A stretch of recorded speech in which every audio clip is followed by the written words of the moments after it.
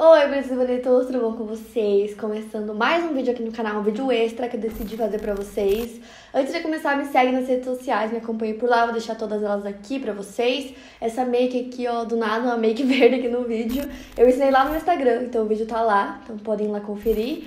Se você não for aqui, aproveita e se inscreve aqui no canal aqui embaixo para você não perder nenhum vídeo, ative as notificações.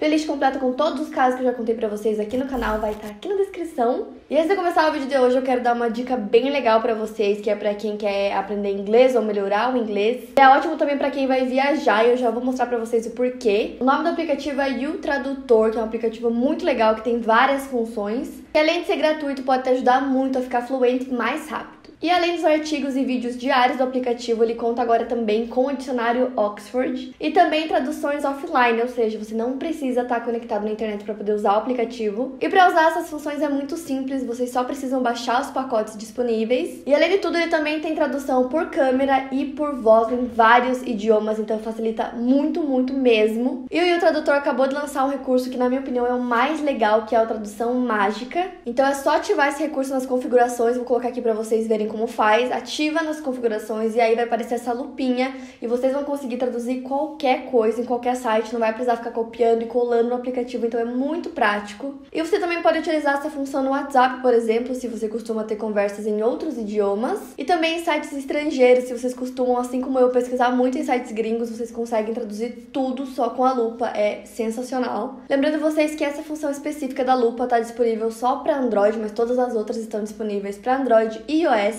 Esse aplicativo tem muitas funções super legais, ele é muito útil, então já baixa, que senão depois vocês vêm me perguntar qual era aquele aplicativo de traduzir. Baixa agora para vocês não esquecerem. O link tá aqui na descrição, então vai lá baixar e daí me conta o que vocês acharam.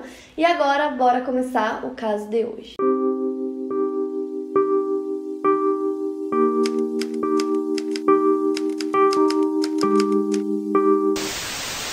Pamela Woods nasceu no dia 16 de agosto de 1967 em Coral Gables, um subúrbio de Miami, na Flórida. E a Pamela tinha uma irmã 6 anos mais velha, chamada Elizabeth, e um irmão 3 anos mais novo, chamado John. O seu pai era piloto da Delta Airlines, enquanto sua mãe trabalhava como secretária. Então a família de classe média se muda para Windham, em New Hampshire, alguns anos depois. No começo foi difícil para que toda a família se adaptasse, mas logo eles começaram a gostar de New Hampshire. E na escola, a Pamela era chefe de turma e cheerleader, ela tinha ótimas notas e ela também estava estudando muito para tentar uma bolsa de estudos na Universidade de Miami, porque apesar dela gostar bastante da cidade nova, ela queria voltar a morar lá. Ela se formou com honras e começou a estudar na Florida State University. Já na faculdade, a Pamela continuava sendo uma ótima aluna, ela sempre estudou muito, então ela até ajudava outros colegas. E também tá chovendo, então eu espero que o barulho não atrapalhe o vídeo. Alguns de vocês até gostam quando chove no meio do vídeo. E uma curiosidade sobre a Pamela, que ela adorava ser o centro das atenções, ela era uma pessoa muito extrovertida, então ela amava chamar atenção. E ela também gostava muito de heavy metal, as suas bandas favoritas eram Van Halen e Bon Jovi. Então ela era sempre vista na faculdade com uma mochila cheia de livros, ela estudava muito, como eu falei, tinha cabelos loiros e sempre estava com camisetas de banda. E ela até criou um programa na rádio da faculdade para falar sobre o gosto musical dela. O programa se chamava Metal Madness e nessa época também ela fazia alguns trabalhos como DJ e ela queria continuar com esses trabalhos depois que ela se formasse ou quem sabe trabalhar com comunicação. E aí em 1986 a Pamela volta para New Hampshire nas suas férias de inverno e a Pamela tinha combinado com algumas colegas, né, da época da escola, de ir numa festa que ia ter na cidade, uma festa na véspera de Ano Novo, então elas foram e chegando lá ela viu um homem que pra ela ele era idêntico ao John Bon Jovi, então eles ficaram flertando a noite inteira, aquela coisa toda, e em fevereiro os dois assumiram um relacionamento sério. Esse cara era o Gregory Smart, ele amava esquiar, pescar e também amava muito heavy metal. O amor pela música foi o que acabou unindo os dois tão rápido. Porém, a Pamela tinha que voltar pra Flórida, então os dois começaram um relacionamento à distância. Poucos meses depois, o Greg decide se mudar pra Flórida e, diferente da Pamela, ele não era muito estudioso, ele não tinha muitas metas igual ela, sempre estudou muito, sempre teve várias coisas que ela queria fazer, ele era meio que assim...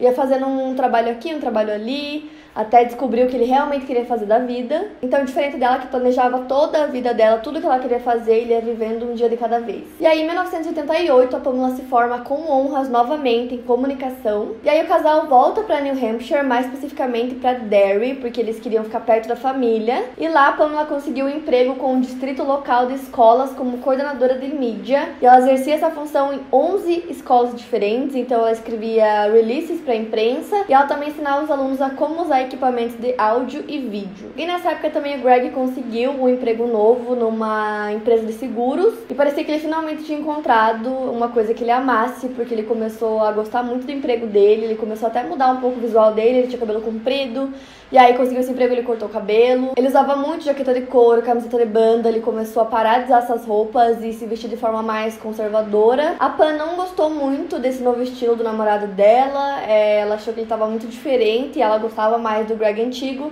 mas ao mesmo tempo ela estava feliz que o namorado dela agora tinha um emprego fixo. E aí no dia 7 de maio de 1989 os dois se casaram e eles se mudaram para uma casa e também adotaram um cachorro. Tudo parecia bem e perfeito para os dois, todo mundo que conhecia o casal dizia que eles se davam muito bem, que eles eram perfeitos um para o outro, então era muito aquela, sabe, aquele estereótipo de casal perfeito, eram os dois. 7 meses após o casamento, a Pam começou a notar algumas diferenças no Greg. Ela começou a achar que ele estava muito distante, que parecia que tinha alguma coisa esquisita ali, que tinha alguma coisa que não era normal. E depois de muito insistir, ela descobriu que o Greg tinha um caso com uma outra mulher, né? Ele tinha uma amante, e aí ele disse pra ela que isso aconteceu só uma vez, que não iria acontecer de novo. E a partir disso, né, do momento que ela descobriu que ele havia traído ela uma vez, os dois começaram a brigar muito. Ele sempre dizia que foi só uma vez, que ele não faria aquilo de novo, mas o estrago já estava feito, eles brigavam o tempo todo. E qualquer briga que eles tivessem, que nem tivesse a ver com isso, a Pamela sempre trazia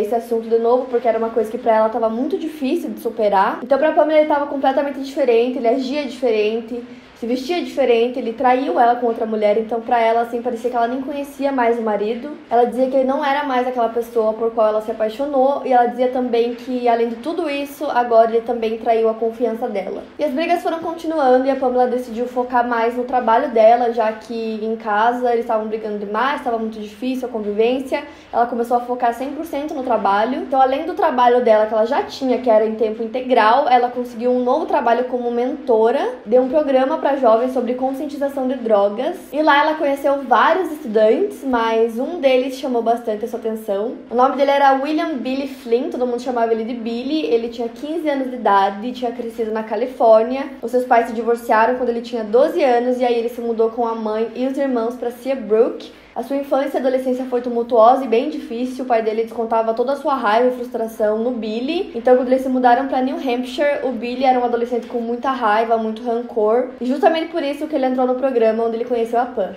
Mas, diferente dos outros mentores do programa, a Pam era muito jovem, muito bonita, se vestia muito bem, gostava de heavy metal, então os estudantes se identificavam muito com ela, adoravam ela. Então essa personalidade dela acabava impressionando todos eles. O Billy gostou da Pam desde o primeiro dia que ele conheceu ela, ele dizia pros amigos dele que ele estava apaixonado. E a Pam também estava ficando bem interessada, ela gostava desse adolescente que tinha cabelos pretos, cabelos longos, também gostava de várias bandas de heavy metal, usava jaqueta de couro, aquela coisa. Então na cabeça dela era como se ela estivesse conhecendo o Greg novamente, como se tudo estivesse acontecendo de novo. E ela ia se aproximando dele cada vez mais, mesmo sabendo que não era o certo, ela não conseguia evitar, então os dois iam ficando cada vez mais próximos. E quando o Billy completou 16 anos, os dois começaram a ter um caso. Esse caso dos dois não durou muito tempo, foram poucos meses, até que a Pam percebeu que aquilo nunca ia dar certo, que ela era casada, enfim. E aí ela terminou tudo com o Billy, disse que não tinha como eles continuarem, porque ela era casada, ela tinha um marido, e aquilo não era certo. E que ela percebeu que o que ela queria naquele momento era atenção, já que ela estava enfrentando tantos problemas em casa, e que o melhor era que eles acabassem tudo de vez. O Billy tinha 16 anos de idade, então, né, um adolescente, ele ficou muito triste, ficou de coração partido. Ele dizia que estava apaixonado pela Pam, então agora ele queria se vingar da pessoa que estragou o relacionamento que ele tinha com ela, que era o marido dela. No dia 1º de maio de 1990, 6 dias antes do casal completar o primeiro ano de casados, o Billy começou a pôr em prática um plano que ele bolou. Era cerca de 8h30 da noite, o Greg tinha acabado de chegar em casa e ele e a Pam estavam brigando quase todos os dias, então ele já tava achando que talvez o relacionamento deles não fosse mais dar certo. Ele dizia pra ela que se desse certo tudo bem, mas que se não desse certo tudo bem também, ele só não queria ficar brigando tanto. Então ele entrou em casa e chamou pelo cachorro deles, que se chamava Halen, e aí o cachorro não apareceu, o que era muito esquisito, porque todos os dias quando ele chegava o cachorro corria pra ver ele e nada. Então ele olhou no corredor da casa e ele viu a sombra de 2 homens, que eram o Billy e um amigo dele chamado Patrick Randall. Então os dois foram até o Greg e exigiram que ele desse a carteira dele pra eles. Então o Greg achou que eram 2 adolescentes que estavam assaltando a casa dele, ele deu a carteira. E aí o Billy pediu que ele desse a aliança também. Ele se recusou, disse que não podia fazer isso de jeito nenhum, porque a esposa dele ficaria muito brava, então ele se recusou a dar a aliança. Com isso, o Billy puxou uma arma e sussurrou "Deus me ajude" e atirou no Greg. E o Greg faleceu na mesma hora, aos 24 anos de idade. E aí o Billy e o Patrick correram pra fora da casa e entraram no carro onde tinham outros 2 amigos deles que estavam lá esperando por eles, que era o Vance Latim e o Randall Fowler. E aí eles fogem, então às 10h30 a Pamela chega em casa, ela vê que a porta tá levemente aberta, todas as luzes estão apagadas, e ao entrar e acender as luzes, ela encontra o corpo do Greg no chão. E imediatamente ela chama a polícia, que chega lá no local, e aí a princípio, né, na investigação, a polícia achava que havia sido um roubo seguido por homicídio, então a motivação seria roubar, mas aí deu alguma coisa errada naquele momento e os ladrões acabaram atirando. Mas aí eles perceberam que, por exemplo, a casa estava toda em ordem, não tinha nada quebrado, então isso não indicava luta, nada havia sido levado além da carteira, então ali pra eles também estava esquisito, porque se eram ladrões, eles com certeza levariam mais coisas. E aí pouco a pouco eles foram percebendo que na verdade foi tudo planejado, né? O homicídio não foi uma consequência, foi planejado. Então a polícia seguiu com a investigação até que no dia 10 de junho de 1990 o caso começou a mudar. O pai de um dos amigos do Billy entregou a arma usada por eles para a polícia e a partir daí várias testemunhas apareceram confirmando o envolvimento dos 4 adolescentes no crime. E aí no dia seguinte, 11 de junho, os 4 adolescentes se entregam à polícia. Porém, eles se recusavam a falar sobre o caso, a falar o que aconteceu naquele dia, eles não falavam nada, mas obviamente a polícia precisava de respostas, precisava entender o que aconteceu naquele dia. E aí a estudante Cecilia Pierce, que era bem amiga do Billy e ela também fazia parte do programa em que a Pamela era mentora, começou a ajudar a polícia na investigação. A Pamela e a Cecilia se tornaram muito amigas na época em que ela e o Billy começaram a ter um caso, então as duas foram ficando muito próximas também. E aí a Cecilia conta pra polícia que o Billy matou o Greg porque a Pamela havia mandado. Então a partir daí a polícia tem essa declaração de uma adolescente, mas eles precisam de provas, precisam comprovar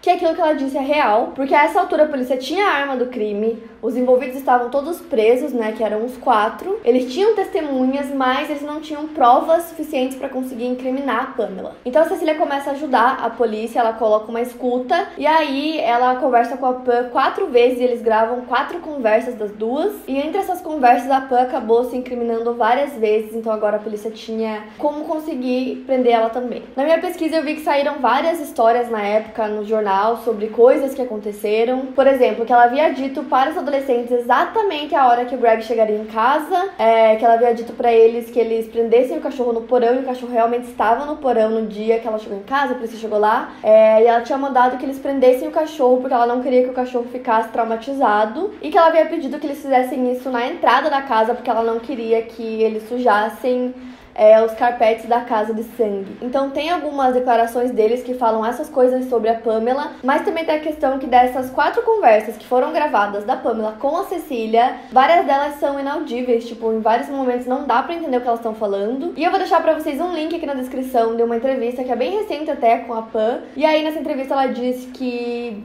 além de várias partes das conversas serem inaudíveis, e que essas conversas foram transcritas por uma pessoa que ela não sabe quem é, e que essa pessoa manipulou toda a conversa, então colocou coisas que ela não disse, frases que nunca foram ditas por nenhuma das duas, enfim. Então nesse link que eu vou deixar aqui pra vocês, tem um pedacinho de uma dessas gravações, onde a Cecília fala: então ele não vai dizer que você ofereceu pagá-lo, ele vai dizer que você sabia sobre tudo antes que tudo acontecesse, o que é verdade. E aí a Pamela responde: sim, mas aí eu vou ter que dizer que não sabia de nada e eles vão acreditar em mim ou em um adolescente de 16 anos. Ou seja, nesse trecho dá a entender que em algum momento ela ofereceu pagar eles alguma quantia e que ela sabia de tudo, e que se a polícia descobrisse ou se eles falassem que ela sabia, ela diria que não sabia, porque eles acreditariam muito mais nela do que em um adolescente. E aí a Pamela disse que não é isso que ela quis dizer nessa hora, e aí ela fala também que Quando eles transcreveram essas conversas, eles manipularam tudo. Então essa é a versão dela, que foi tudo manipulado. Mas aí, quando a história foi ficando cada vez maior e surgindo mais coisas, eles acabaram dando depoimento, né, aos adolescentes. E no depoimento do Billy, ele disse que ela não só sabia de tudo, como ela conspirou e ajudou que eles montassem todo aquele plano. Então ela fez parte de tudo, segundo ele. Então depois desse depoimento que ele deu, ela foi presa e aí ela negou tudo, disse que não sabia de nada, que tudo aquilo era mentira, que eles estavam fazendo de tudo pra conseguir incriminar ela, e que seria muito idiota que ela quisesse matar o marido dela, que ela fosse pedir pra que adolescentes fizessem isso, que se ela realmente quisesse fazer isso, ela não pediria pra que um adolescente de 16 anos fizesse isso, e que ela tinha certeza que se ela pedisse, os adolescentes não iam conseguir guardar esse segredo pra sempre, tipo, se a polícia não conseguisse descobrir quem foi. Enfim, ela negou tudo. Então, no dia 1º de agosto de 1990, a Pamela foi presa, acusada pela morte do marido. A mídia tava doida em cima do caso, o caso ficou muito grande, e quando ela foi presa, começaram a surgir várias fotos dela de biquíni, e essas fotos foram pra mídia, estavam estampadas em todos os jornais, e disseram que ela havia mandado aquelas fotos pro Billy, que ela também escrevia cartas pros amigos dela lá de dentro da prisão. Então a mídia falava da Pam como uma professora que era muito bonita, que conseguia seduzir e manipular os seus alunos para que eles fizessem o que ela quisesse, e que naquele momento o que ela queria era se vingar do marido que tinha traído ela. A mídia chamava ela de viúva negra, de femme fatale. Então, por conta das fotos, de todas essas reportagens, antes do julgamento dela, a Pamela já havia sido julgada pelo público, né? Então o público já tinha criado uma imagem de quem era essa pessoa, que era uma professora que seduzia os alunos. E justamente por isso, antes do julgamento, os advogados da Pam pediram que o júri fosse trocado por pessoas que não conhecessem o caso, já que o caso estava muito grande, muito saturado pela mídia. Eles achavam que eles haviam sido influenciados por todas as notícias que saíam nos jornais. Então, para eles, o certo seria trocar o júri por pessoas que não conhecessem nada sobre o caso, mas o pedido da Pamela foi negado. E além disso, um dos jurados gravou algumas coisas no tribunal e queria vender essas fitas, então ele estava tentando tirar algum dinheiro daquilo tudo, já que o caso estava enorme, todo mundo estava falando sobre, mas ele não foi o único que queria lucrar em cima do caso. Também foi lançado no mesmo ano do julgamento, antes do julgamento da Pam, foi lançado um filme inspirado na história dela, e o filme se chama Murder in New Hampshire. E segundo a Pam, esse filme tem várias cenas que eles fizeram de coisas que nunca aconteceram, que ela é totalmente diferente do jeito que a atriz interpretou ela, e que esse filme conseguiu piorar ainda mais a situação dela, porque o público já julgava ela por todas as notícias, pelas fotos. Então agora com o filme piorou ainda mais a imagem dela, as pessoas acreditavam que ela era exatamente aquela pessoa. E além disso, dizem também que o júri ficava falando sobre o caso fora do tribunal, o que não pode. Então, nesse link que eu vou deixar aqui pra vocês, a Pam conta que um dos jurados foi pra um bar, e nesse bar ele tava lá falando sobre o caso, coisas que ele não poderia estar falando, e que ouviram e avisaram a mãe dela. Então elas foram até o juiz pra contar isso, contaram pra ele, disse que ele ligou pra esse jurado e falou: você tava no bar falando sobre esse assunto? Ele disse não, e ele pronto, não, ele não estava falando. Então tem todas essas coisas, que aconteceram durante o caso. Não sei também até que ponto essas coisas são verdade, mas de qualquer forma, no dia 22 de março de 1991, a Pamela foi declarada culpada pelo assassinato do seu marido, foi sentenciada à prisão perpétua sem possibilidade de liberdade condicional. O Raymond Fowler foi declarado culpado por atentado a roubo e pelo seu envolvimento no homicídio. A sua pena foi de 30 anos de prisão. Ele conseguiu a liberdade condicional em 2003. O Vance Tim foi declarado culpado por cumplicidade e sentenciado à prisão perpétua. Ele conseguiu sua liberdade condicional em 2005. O Pete Wendell foi declarado culpado e sentenciado à prisão perpétua sem possibilidade de liberdade condicional durante 40 anos. Ele conseguiu a sua liberdade condicional em 2015. O Billy Flynn foi declarado culpado por homicídio em segundo grau e sentenciado à prisão perpétua sem possibilidade de liberdade condicional durante 40 anos também. E ele também conseguiu sua liberdade condicional em 2015. Ou seja, hoje os 4 já estão livres, mas a Pamela continua presa. E basicamente o que aconteceu foi que 4 adolescentes cometeram um crime, e o que tudo indicava, porque foram influenciados ou manipulados pela Pamela. A Pamela era a única maior de idade e desde o início ela sempre se disse inocente, ela se diz inocente até hoje. Os 4 assumiram a culpa pelo crime, então justamente por isso, por ter assumido a culpa, por ter dito que eles estão arrependidos por tudo que aconteceu, hoje eles conseguem viver em liberdade. Já a Pamela não, porque ela simplesmente não assume nenhuma culpa no crime, em nada. Então ela já tentou várias vezes e todas coisas que ela pede são negadas pelo juiz. E principalmente por ela não admitir culpa alguma e ficar sempre batendo na tecla que ela é inocente, que ela não fez nada. Então, assim, ela provavelmente nunca vai conseguir liberdade condicional. Então, esse é um caso que tem muito material, tem muitos documentários, assim, gigantes, com muitas coisas. Tem o filme que eu falei, foi lançado um outro filme depois, em 1995, chamado To Die For, que também é inspirado na história dela. Então, tem esses dois filmes, muitas reportagens. Se vocês jogarem aqui, vocês vão ver o quanto de material que tem muita coisa, várias entrevistas dela também. Então, basicamente, não tem,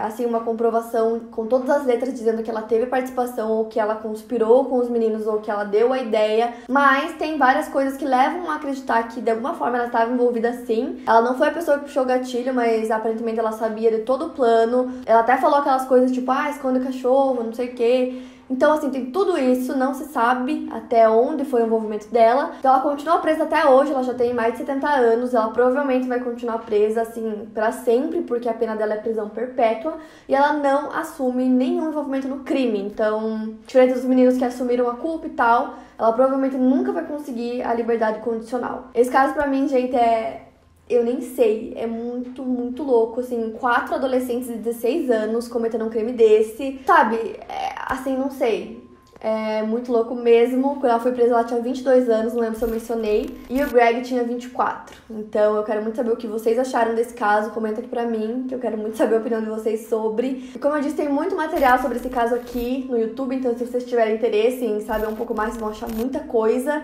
Não esquece do gostei se você gostou do vídeo de hoje, playlist completa aqui na descrição, me segue nas redes sociais que eu vou deixar aqui pra vocês, se inscreve no canal, e é isso. Eu vejo vocês no próximo vídeo.